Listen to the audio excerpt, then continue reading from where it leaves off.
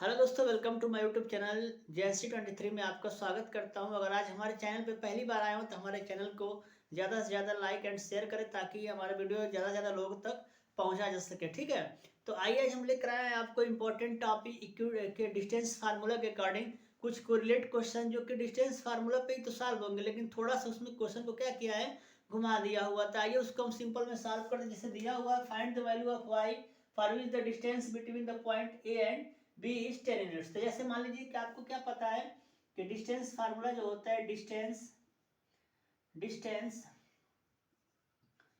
Of A B, A and A B, और A B का value क्या दिया है, यानी ए बी इक्वल टू क्या दिया हुआ है 10 यूनिट्स। क्या दिया है 10 यूनिट्स। अगर हम इसको स्क्वायर कर दें तो क्या हो जाएगा, ए बी का स्क्वायर इक्वल टू 10 का स्क्वायर, मतलब क्या हो जाएगा 100। क्लियर है।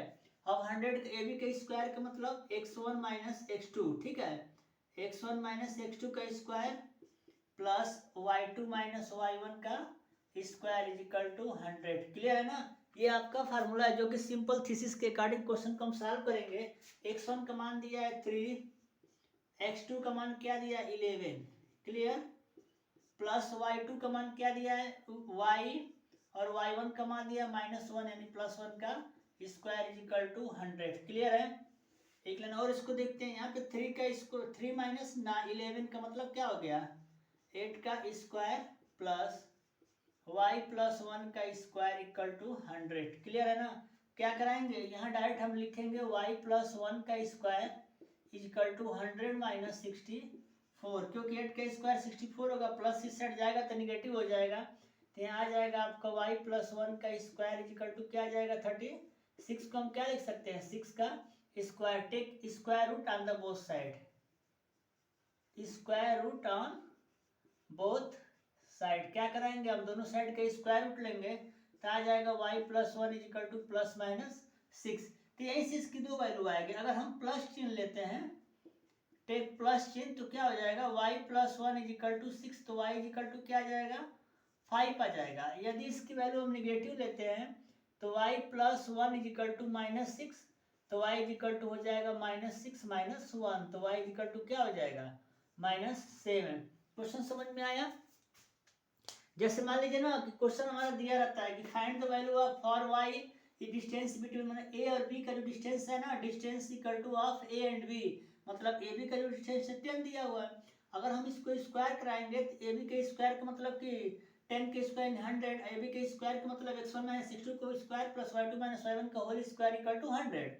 एक चीज याद रखिएगा कॉन्सेप्ट बेसिस पे कि यहाँ पे हम x1 माइनस x2 लिखें या फिर x2 माइनस x1 लिखें, हमारा वैल्यू सेम आएगा, क्योंकि निगेटिव हम वैल्यू यदि -2 का स्क्वायर करेंगे तभी भी 4 आएगा, और +2 का स्क्वायर करते हैं तभी भी 4 आता है, इसलिए हम स्क्वायर के पीछे नहीं पड़ते। ठीक है, डायरेक्ट यहाँ पे हो जाएगा 3 माइनस 1 मीन -8 का स्क्वायर 64 आएगा, y प्लस 1 का होल स्क्वायर इक्वल टू 100, तो यहाँ y प्लस 1 का whole square equal to 100 minus 64 equal to 36। 36 का स्क्वायर रूट कितना होता है +-6। अगर चूंकि देखिए यहाँ स्क्वायर टर्म में दिया है इसलिए इसकी दो वैल्यू आएंगी। अगर हम प्लस लेते हैं तो ये प्लस होगा, इधर जाएगा तो निगेटिव कर जाएगा, तो y इक्वल टू 5। अगर निगेटिव लेते हैं तो प्लस का माइनस कराएगा तो -6 माइनस 1 इक्वल टू -7। इस नेक्स्ट क्वेश्चन हम सॉल्व करते हैं। क्वेश्चन दिया हुआ है the point A 4 7 b p3 and c 7, 3 are the vertices of right angle triangle at b, then find the value of p। हमको ये राइट एंगल ट्रायंगल दिया हुआ, सबसे पहले हम राइट एंगल ट्रायंगल ही बनाएंगे। ठीक है, राइट एंगल ट्रायंगल बनाने का मतलब क्या, क्योंकि वैल्यू हमारा राइट एंगल ट्रायंगल पे दिया है तो यहाँ हम फिगर बना लेंगे। ठीक है, ये देखिए हम फिगर बनाएंगे और ये हमारा बी दिया हुआ है। ठीक है, तो यहाँ डायरेक्ट राइट कर लेंगे ए बी एंड सी, ये 90 डिग्री दिया हुआ है। तो ए का वैल्यू क्या दिया है 4,3, 4,7 दिया हुआ है। बी का वैल्यू क्या दिया है p,3 दिया हुआ है, और सी का वैल्यू क्या दिया है 7,3 दिया हुआ है। ठीक है, आपको पता है कि यहाँ पाइथागोरस प्रिंसिपल क्या होता है, ये हमारा हाइपोटेनियस होता है, ये हमारा परपेंडिकुलर होता है, और ये हमारा बेस होता है।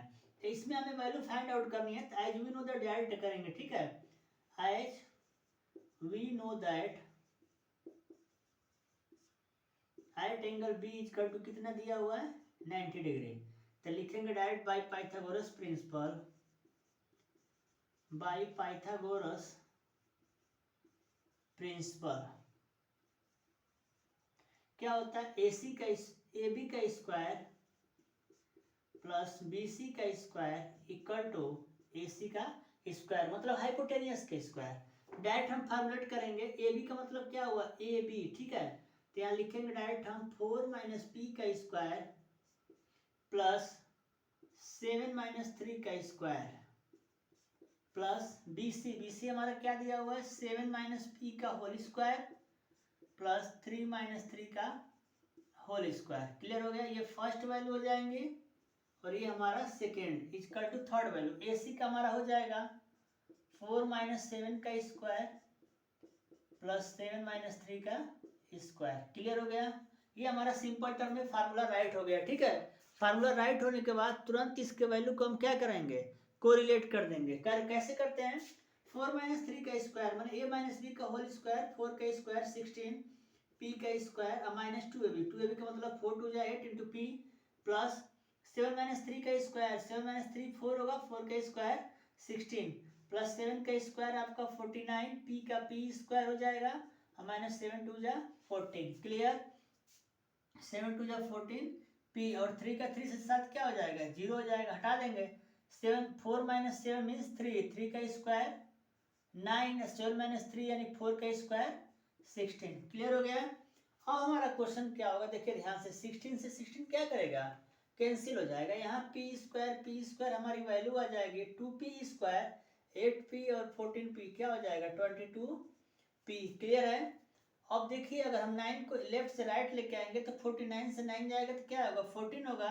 अब 14 और 16 क्या हो जाएगा प्लस 56 इक्वल टू 0। इस तरीके से हमारा क्वेश्चन का सेकंड स्टेप जो आएगा, डायरेक्ट हम 2 क्या करेंगे, कॉमन करके डिवाइड करा देंगे तो क्या हो जाएगा, आ जाएगा P square minus 11p plus 2 2 जा 4 2 8 जा 16। क्लियर हो गया ना। क्या हो जाएगा, यहाँ समझ में आ रहा है, 2 कॉमन करेंगे तो P square minus 11p plus 20p equal to 0। अब हम यहाँ से क्या कराएंगे, फैक्टराइज कराएंगे।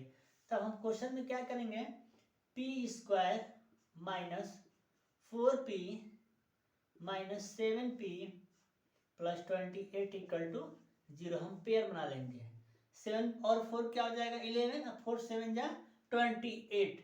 तो क्या करेंगे, यहाँ से जब हम p कॉमन करेंगे तो आ जाएगा p माइनस 4 माइनस 7 कॉमन करेंगे तो p माइनस 4 इक्वल टू 0। तो यहाँ हो जाएगा आपका p माइनस 4 और यहाँ हो जाएगा p माइनस 7 बराबर 0। तो यहाँ से p की वैल्यू क्या आएगी, यहाँ 4 भी आ सकती है और p की वैल्यू क्या आ जाएगी 7 भी आ सकती है। तो इस तरीके से हमारे क्वेश्चन में p की जो वैल्यू होगी 2 आएगी, या तो हम 4 भी लिख सकते हैं या फिर 7 भी लिख सकते हैं। तो इस तरीके से दोस्तों हम क्वेश्चन को कोऑर्डिनेट ज्योमेट्री में जैसा भी क्वेश्चन दिया रहता है उसके हम फार्मूला के अकॉर्डिंग सॉल्व करेंगे। पाइथागोरस प्रिंसिपल के अकॉर्डिंग क्वेश्चन था। पाइथागोरस हमको पता है कि हाइपोटेनियस के स्क्वायर इक्वल टू बेस के स्क्वायर प्लस परपेंडिकुलर के स्क्वायर। ये भी जब भी क्वेश्चन दिया रहता है ना तो b माइनस ए होता है, अगर BC दिया रहेगा तो C माइनस ए, अगर AC दिया रहेगा तो C माइनस ए, यानी जो बात का वैल्यू होती है उसी में से हम फर्स्ट वाले वैल्यू को क्या करेंगे, सब्ट्रैक्ट कराते हैं और उसके अकॉर्डिंग हम क्वेश्चन को सॉल्व करते हैं।